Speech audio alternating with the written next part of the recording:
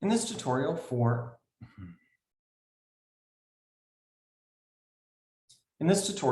Element DeepLabCut, I'll talk first a little bit about DeepLabCut itself, its uses, its strengths, and then I'll talk about both the element and the workflow provided by DataJoint. So DeepLabCut, to begin, is a tool for markerless pose estimation. So this is the case where you have an experiment with an animal, human in that experiment, and you're interested in taking the video data and generating estimates of where joints are within that frame or within that 3D space. DeepLabCut provides a GUI and then a number of steps to take information from training data sets, so hand-labeled video frames, to turn that into pose estimation. DeepLabCut has amazing tutorials that I won't attempt to replicate here, but rather just direct you to how to use the GUI and how to install each of those components, which I'll provide in the video description. Turning my attention to Element DeepLabCut itself. So what I have here is GitHub's minimal IDE interface. This is a preview of the structure of tables in Element DeepLabCut.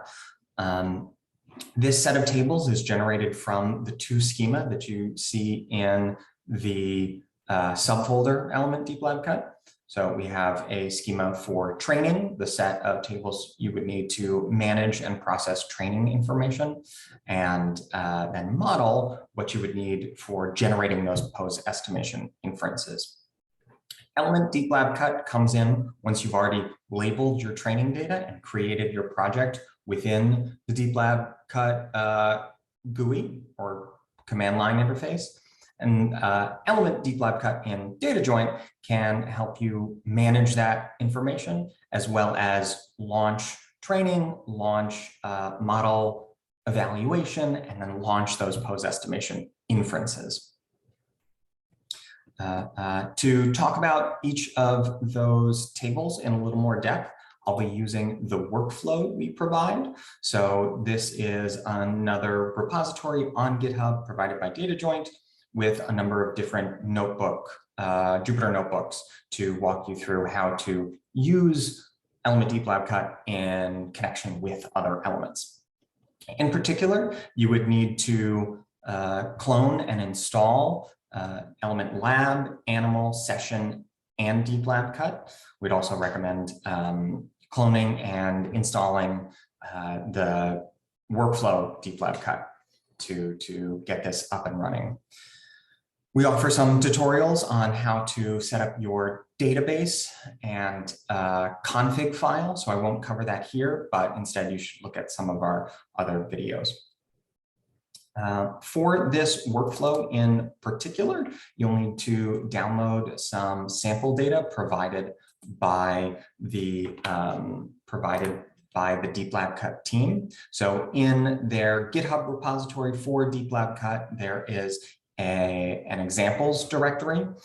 We provide this down-git link for directly downloading just the folder that you would need from that repository. If you've already cloned DeepLabCut elsewhere on your machine, you may already have it under examples and then the OpenViebeled example.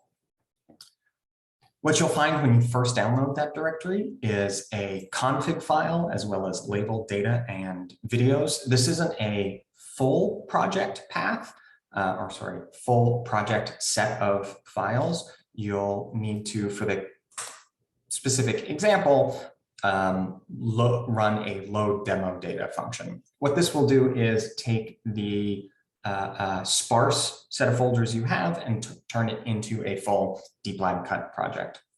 If you're using DeepLabCut for your own data already and you're using the GUI to set up your project, your config files will already be set up as needed. Something to keep in mind as we're using Element DeepLabCut is that this config YAML will need to be on disk somewhere. In your root directory for DeepLabCut. we recommend keeping it in the project directory that DeepLabCut sets up for it. DLC will directly interact with that config YAML on file, as well as another pose CFG YAML, a little bit hidden in that folder structure for any training you want to do.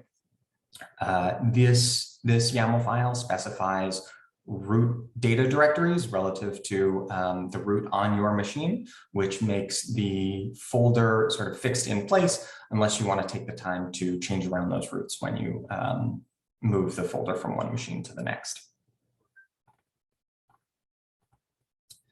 So this function here at the end of the data download script or notebook provides a way to sort of copy and paste the first few seconds of the example video into something on which we'll run the inference pose estimation later. Not scientifically sound, but for the purposes of a demonstration, this is sort of the quickest way there. Within this notebooks folder, the next notebook is a configure Jupyter notebook. That takes you through setting up your DJ local config file, and we provide more details on that in our tutorial as well as on other videos. Specific to DeepLabCut is the need to specify a root path here. So in the context of the element, we make an effort to always handle relative paths. And then a user themselves can specify the root path here, one or multiple across different machines to allow for the greatest amount of flexibility.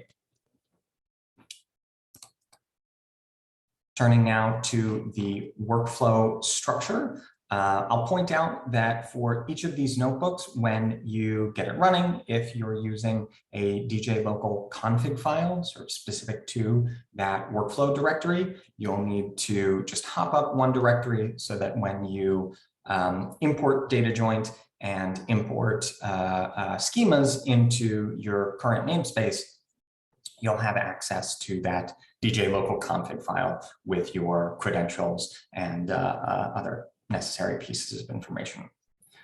To set up the tables, once you have access to a database, all you need to do is import from this pipeline. So the pipeline file in this subfolder really handles all of the imports of schemas that would be necessary for a given workflow. If you are interested in expanding this workflow to include other elements, other modalities, other custom schemas, the first place to start is in editing this pipeline file and adding your imports and activation functions there. This notebook provides some helpful examples of how to list tables in a given schema, as well as how to generate diagrams of a schema, of subsets of your pipeline, of a particular set of tables you're interested in, so we can really narrow in on understanding the pieces that we're putting together as part of this workflow. Important to the train schema is this video set table. So this comprises the set of files that you would use to train a given DLC model. This is sort of one unified set, and then you can add a number of different files to that video set. In addition, we have this training param set table. So this takes a number of different parameters, some necessary, some optional, and adds them to a parameter set that defines how training is going to take place in this training task table. So in the training task table, that's really our staging area for model training. And by using the populate command, we get auto population of this model training computed table that runs the training process and imports the results for us. Turning to the model schema, so there are three different sort of top level tables that you'll want to import information to. So model is the place that will specify all of the pieces of information about your model. We use model name as a unique primary key identifier, but other relevant information includes the task, date, iteration, snapshot index. Most of these pieces of it are specified directly in the config YAML itself, but two of note that aren't specified in the config YAML are shuffle and training set index. So shuffle can be a number of different ways that you've shuffled your data. That will be specified in the folder paths. And then training set index refers to the proportion of your data that you're using for training when you train the model. If your config YAML has more than one, you'll want to use that as a zero index list and keep the index here.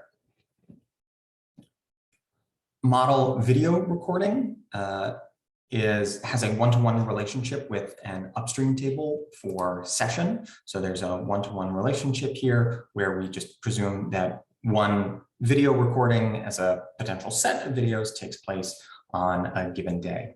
This part table offers a many-to-one relationship with video recording, such that you can have 3 different files from 3 different cameras associated with the same recording session. Similar to the training task table, model pose estimation task is a staging ground for pose estimation. And by pairing your video recordings with a given model, you can queue up pose estimation tasks to take place. And then this computed table will automatically run your DeepLabCut's analyze videos function to generate those pose estimation inferences for you. In my description, I overlooked a little bit the model evaluation table. So this is something that there's another computed table that you can populate just in reference to your list of models. This will automatically run the evaluation portion of DeepLabCut for you to give you a sense of whether or not your model needs retraining. To walk through those step by step, I'll move to the next Jupyter notebook.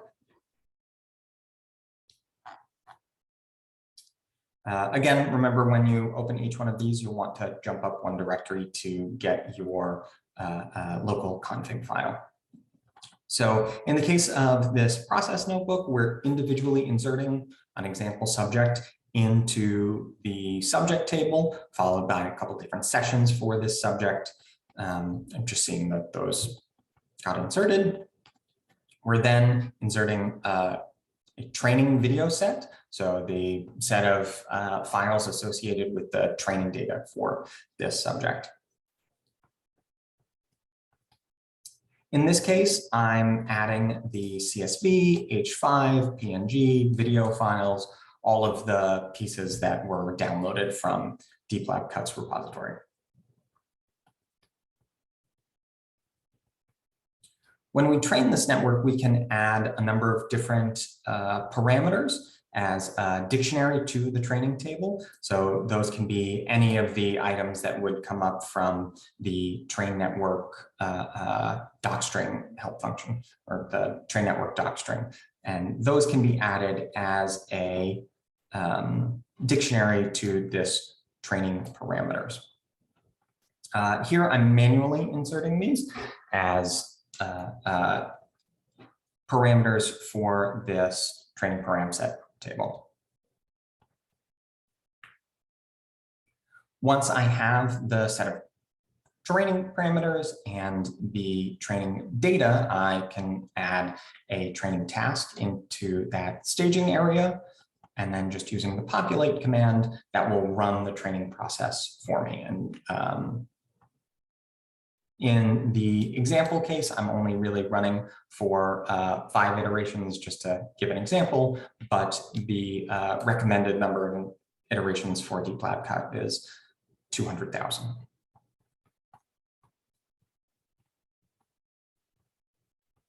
Turning from the training schema to the model schema, the model body part table has a couple different helper functions just to assist in populating it.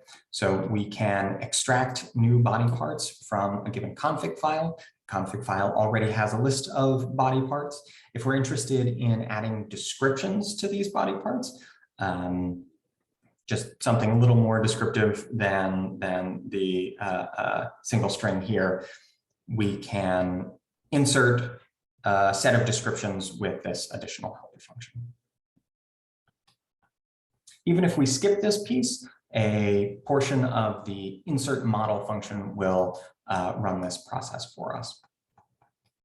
So turning to the really central model table, this is uniquely identified by a model name. It also requires the config path relative to your DeepLabCut root directory within DataJoint. And then, as I mentioned before, a couple pieces of required information, the shuffle and training set index. With your model inserted, all you need to do is run the associated make function in the form of populate to generate an evaluation of this particular model. Not great with only 5 iterations, but demonstration purposes. Pose estimation is similar in that we add a subject with session recording, with session date time, recording ID, these key pieces of information, and then add them to this video recording table to have that, as I said, one-to-one relationship between our set of inference video recordings and our session. A number of different file paths can be associated with a video recording session, so it's not limiting if you want to use a multi-camera setup.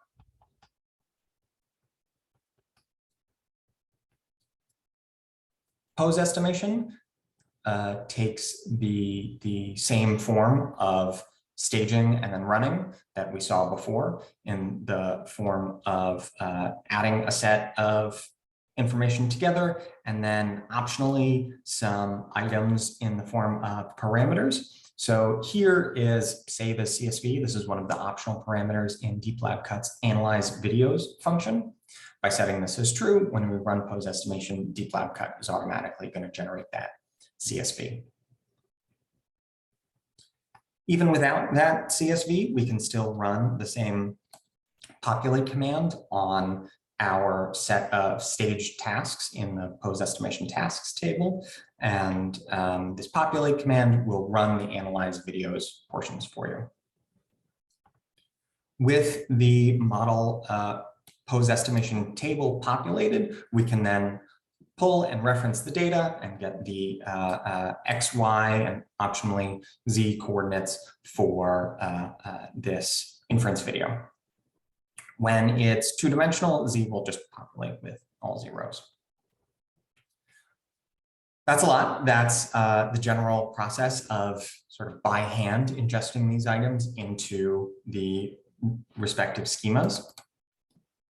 To take a more automated approach, we offer a couple of ingestion functions that will take data in the form of CSVs and use those to populate some of these manual tables. So the training param sets, the model videos, the training video sets, as well as subjects and sessions. For more information on what these are doing and more information on what these are doing can be found in the ingest script. But to run these is as simple as importing these 3 functions from the ingest script and then running. It's a series of subjects, a series of sessions, and then DLC items populates a number of different tables, including the model training param set, the video set, as well as the video recording. With all of those automatically ingested pieces, what remains to be done by hand is finding the relevant config path that DeepLabCut itself can reference. Setting up a demo data set, not necessary if you followed the first notebook. And then pairing training files with training parameters to launch them. So it sort of gets us halfway through the process by using these automatic ingestion functions. Adding a model to the table, automatically generating the population, or automatically generating the evaluation. And then within the model schema, adding a pose estimation task, followed by populating. Okay, this was a very quick introduction. I wanted to give a comprehensive overview of the DataJoint DeepLabCut element and how we model its use. Please ask questions in the comments, and we will add more links to more information in the video description. Thanks.